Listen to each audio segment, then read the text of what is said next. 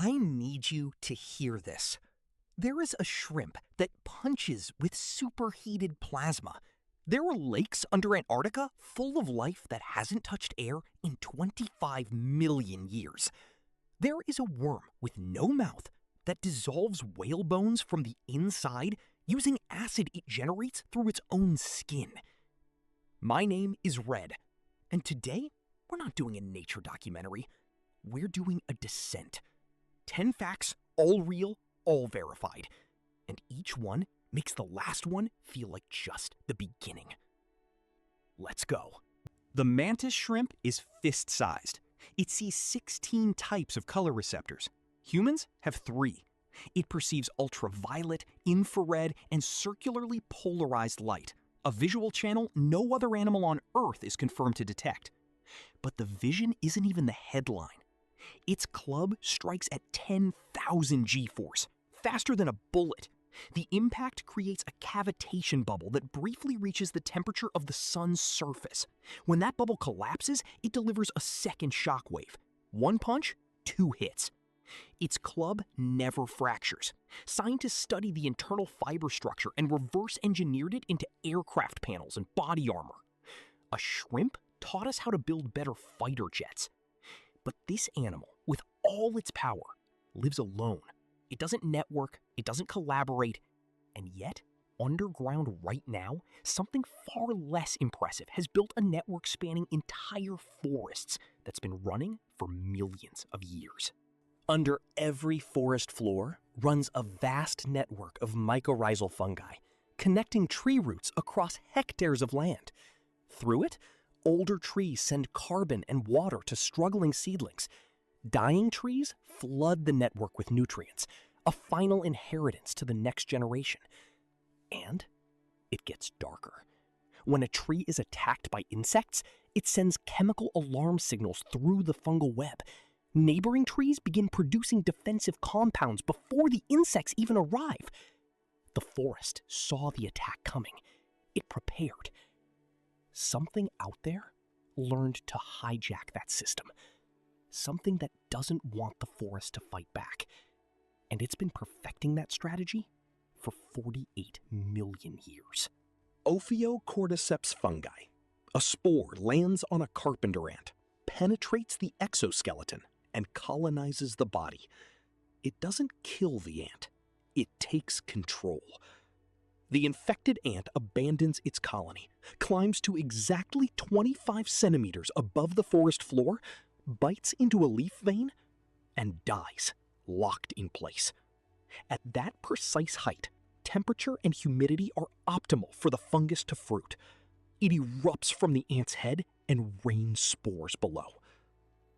Healthy ants detect infected nestmates before symptoms appear and carry them far from the colony. The ant society built an immune response to the zombie parasite. Fossilized leaves showing the exact same bite pattern have been dated to 48 million years ago. This arms race has been running longer than our entire primate lineage, and it reveals something bigger. This fungus achieved precise behavioral control with no brain whatsoever, which leads to the most unsettling question in biology. If you don't need a brain to solve problems, what is a brain actually for? Slime mold. 1 cell, no brain, no nervous system, no plan. In 2010, scientists placed oat flakes on a map of Tokyo at the positions of surrounding cities, then released slime mold at the spot representing Tokyo Central. Over 26 hours, it expanded, explored, pruned inefficient routes, and settled into a network nearly identical to the actual Tokyo rail system, built by hundreds of engineers over decades. The slime mold did it in a day, published in Science. The same mathematical pattern appears in the large-scale filament structure of the universe, the cosmic web connecting galaxies across billions of light years. A single-celled organism, the internet, and the universe are solving the same problem the same way. But if intelligence doesn't require a brain, what does a brain make possible? One answer comes from an animal so biologically impossible that scientists ignored its discovery for a decade. Turritopsis dornii, a jellyfish barely a centimeter wide. When stressed, its mature cells completely despecialize and revert to their earliest developmental state. The jellyfish transforms back into a juvenile and starts over. The same individual, rewound. Scientists call it potentially biologically immortal. In 2022, a genomic study identified the specific genes responsible. DNA repair mechanisms, stem cell reprogramming sequences, all significantly upregulated compared to its mortal relatives. The reset button has a molecular address. We just can't read the instructions yet. And the reason we can't read them is the same reason this next discovery took so long, because the most extraordinary things in nature are often the most hidden, sometimes buried under 2 kilometers of ice, sealed away for longer than our species has existed. 2 kilometers beneath the Antarctic ice sheet, in total darkness, under crushing pressure, there are over 400 liquid water lakes, sealed for up to 25 million years. In 2012, Russian scientists drilled into Lake Vostok, roughly the size of Lake Ontario, and retrieved water samples. They found life. Thousands of unique genetic sequences. Many matched nothing in any database on Earth. Some matched fish and crustacean DNA, organisms with no logical reason to exist in a lightless lake sealed since before our genus walked the Earth. Life was down there the entire time, evolving alone, completely cut off. Which forces the question astrobiologists now ask openly: what are the actual minimum conditions for life?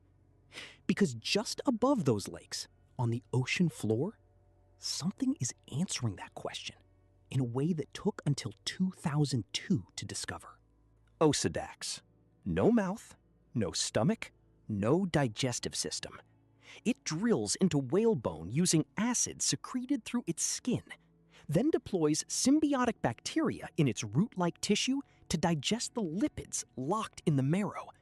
It feeds on fat inside bones it has no means to swallow, using bacteria as an external stomach.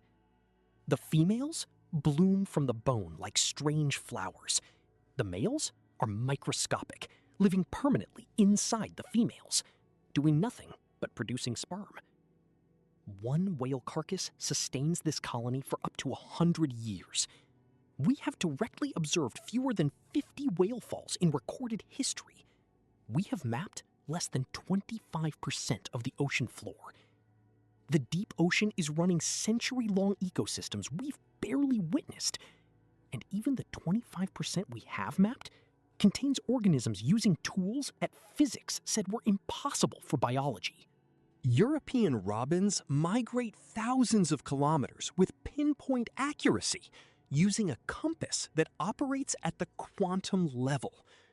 A protein in their eyes, called cryptochrome, when struck by blue light, produces quantum-entangled electron pairs. Earth's magnetic field influences how long those quantum states last, giving the bird a biological compass built from quantum mechanics, confirmed in Nature in 2021. Birds have been running quantum compasses for millions of years before we discovered quantum physics existed. Humans have cryptochrome too. Whether it ever worked as a magnetic sense in us, whether we once felt the planet the way a robin does, scientists don't know. We may have lost a sense we never knew we had.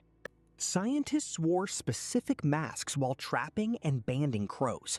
Months later, they returned wearing the same masks. The crows mobbed them, diving, scolding, following. Some of those crows had never been trapped. They learned the dangerous faces from other crows. Cultural transmission of threat knowledge in birds.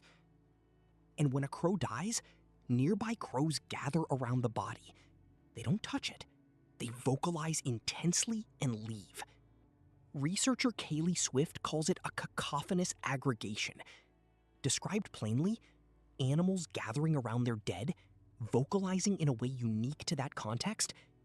It is a funeral.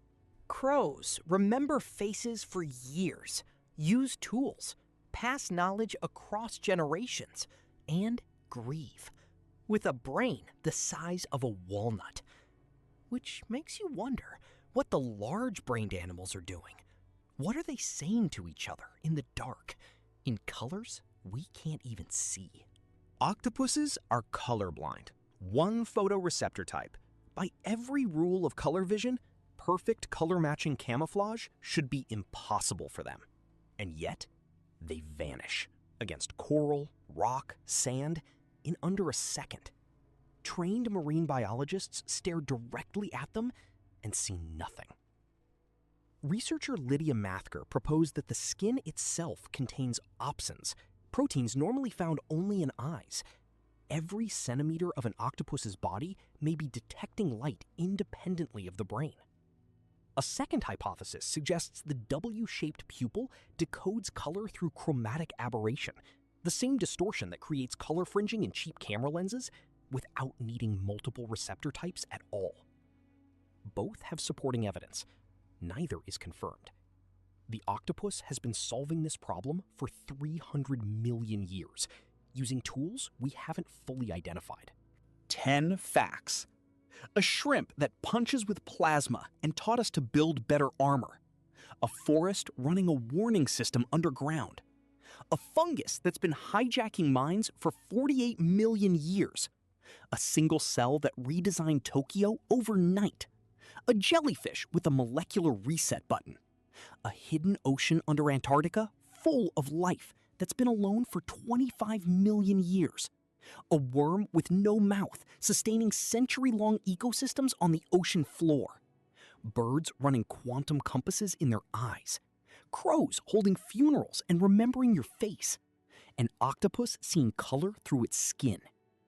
All real, all verified, all happening right now, while most people scroll past nature like it's wallpaper. Here's what I want you to sit with. Every single one of these facts was discovered in the last 30 years. Some in the last 10. The zombie ant fossil, 2010. The Antarctic lakes, 2012. The bone worm, 2002.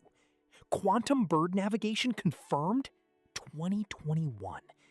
We didn't know any of this recently, which means the question isn't nature fascinating? The question is, what are we going to discover in the next 30 years? What's down in the 75% of the ocean floor we haven't mapped? What's in the 400 Antarctic lakes we haven't drilled? What's in the genomes of creatures we haven't studied? If history is any guide, the answer will be stranger than anything we'd think to imagine. I'm Red, and if this changed how you see the world, even a little, subscribe. Share it with someone who thinks they already know how nature works. And leave a comment with the fact that hit hardest. Because next time, we go somewhere even science is still afraid to look. See you there.